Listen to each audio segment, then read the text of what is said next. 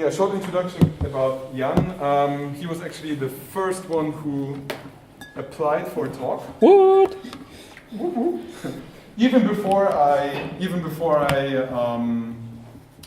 set up the whole questionnaire and submission process for this kind of meetup. So he's the real early bird.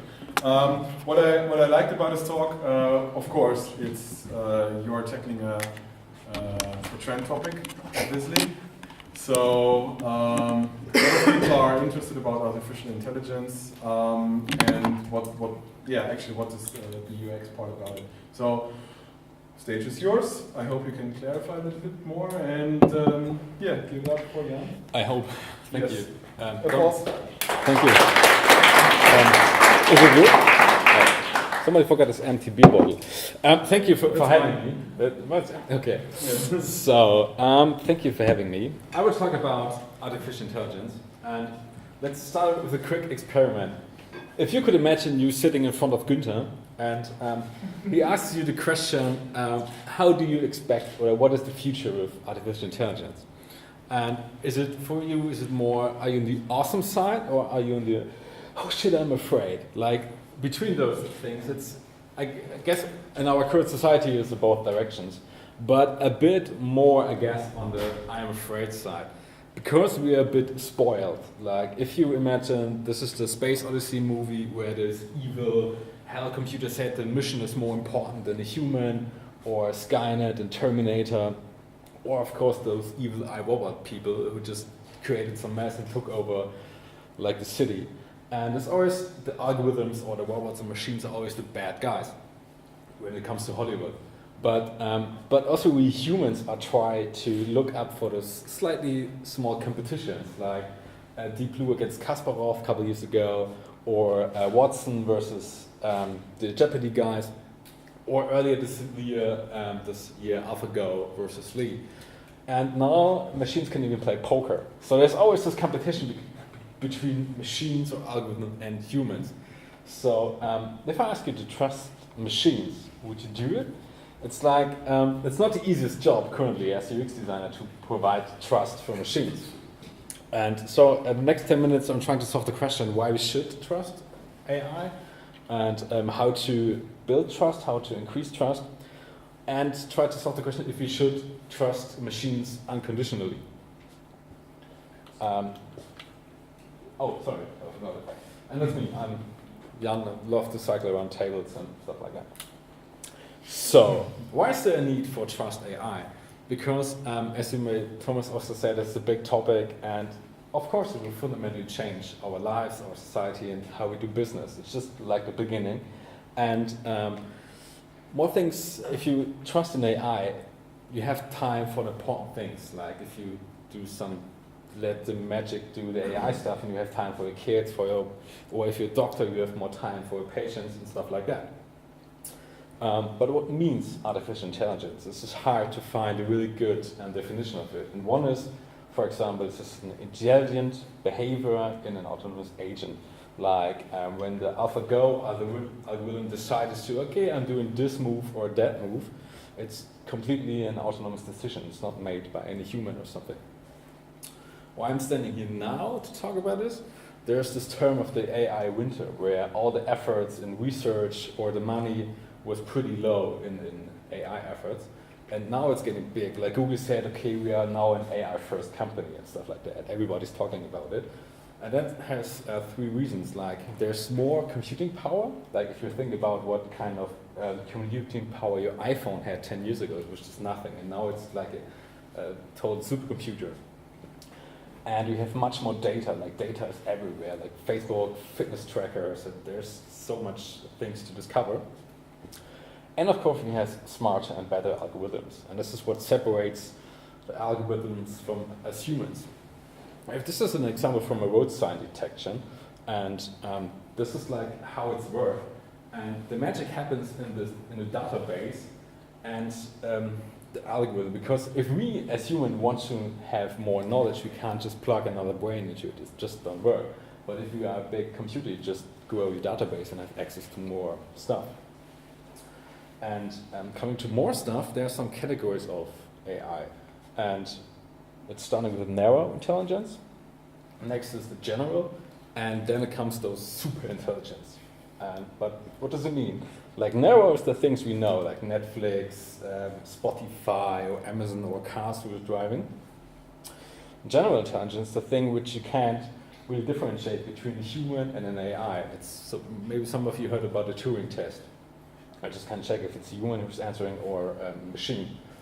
And then there's the super intelligence, which is the definition where some quote about this is like a thing which is much smarter in every field, like creativity and wisdom or social skills. And the guy who said it is Nick Bostrom, and he said another really interesting quote. He said, "Machine intelligence is maybe the last invention that humanity will ever do." I think it's a pretty bold statement to do. But he also wrote a book about it, which I really can recommend. It's like Super Intelligent Path, Dangers and Strategies. And even the dangerous part is the relevant thing, because people think it could go wrong to have those massive algorithm thing going on. And when you talk about trust in this case, let's make clear what is trust actually. And trust means that I, as a people, rely on actions of somebody else, which is directed into the future. And in addition to that, also I totally am under control about things that are going to happen. And if you think about it, you're going to fly with pilots, and you trust them, because they may be total strangers to you. And you're going, for example, also to the bus, and trust the bus driver that he don't kills you. But he also may be a total stranger to you. But what about these guys? So there's a lot of people that are afraid of those things, but still, it's also not that different to a human who's driving a bus. Why is it so? Because in general, I think that humans are good drivers, mostly. And on some kind of level, we think that we can predict what a human is going to do. And we don't have this empathy for AI right now. We don't think, or we currently don't know what this machine or this algorithm is going to do. Which is okay for Siri, because Siri doesn't make life-changing decisions for us. And so it's quite okay when we don't get why Siri is saying this or that. But if you have something like a machine which is doing complex stuff, and it's not enough, it's just a button or some status indicator to indicate it, how things going on and what's going to happen. Coming back to those guys, how could you do it? And one approach is to show the things what the car is seeing. If you're sitting inside the car and you see, oh, the car sees the street, sees the cab or the dog or whatever is outside, you get a small feeling about what is happening inside. And Volvo is doing it the same. Like this is the Uber Volvo, and you have a screen where you can see what the LiDAR system is seeing around you. So you see what is the car seeing, and I have a small feeling about what's going to happen. And maybe I trust it a bit more. But maybe also because there's a big red button which is going to say stop it, it's over. So, but there's also another case. There are cases currently where AI definitely makes better decisions than we humans do. Like can detect animals better, or street signs, or characters, or X-rays. And if you have this example of a dog, you have those small numbers at the top where saying, okay, I'm 97% curious if the dog and it's a golden retriever. And this is called the reasoning. And the reasoning is saying why an algorithm came to a certain decision. And this is an example from Watson. It's just a small, really small, funny app where you can pick one ingredient, and Watson say, okay, if you pick the ricotta cheese, then garlic and pearl onion and these wild mushrooms would be also suitable. They say, okay, why in fact wild mushrooms? So what's going on? And there's a small blue button which says synergy. And if you click on it, it says that ingredients which have a certain chemical flavor taste good together. I say, okay, now it's the answer for me, and now why you picked those ingredients before. This is the easy version. The tricky version is the F-score. This is a Wikipedia thing, and this is a fucking complex formula. It includes like true positives, true false, and recall and precision, and I don't get it, seriously. It's pretty complex. And the problem is that no matter what kind of thing you do, you have to fit it to the knowledge of your user, because the user don't get it, it's just nuts. And you have some level of detail of this reasoning, like there's the low one and the high one. The low one was the Watson thing, where you have the small, it's just one sentence, okay, chemical flavors, done. And those high thing is the F-score. And me, I'm somewhere there, and it's in the AI community, it's called the village idiot, so the people who don't get it. So, again, the question, would you trust machines, or such machines? I would say yes, but there's some cases where it's pretty difficult, because there's those bias by design case.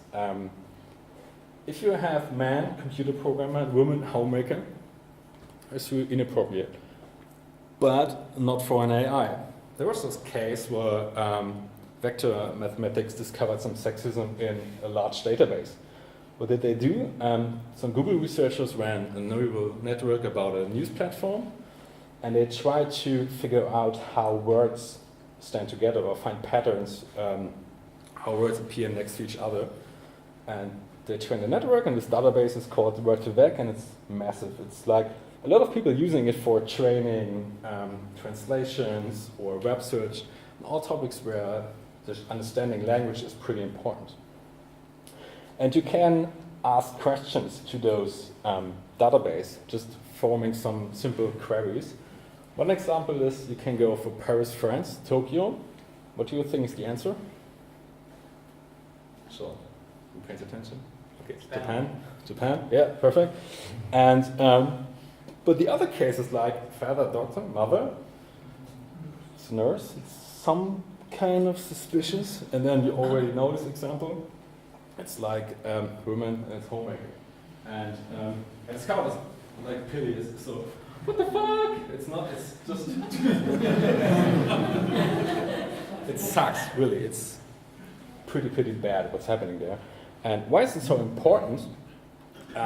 Because if you have the words like computer programmer, and the man is more near to this word than the woman, if you put up a search and you're looking for a new programmer, and then you say, the problem is that the results from the man get ranked higher as for the women, which is pretty bad.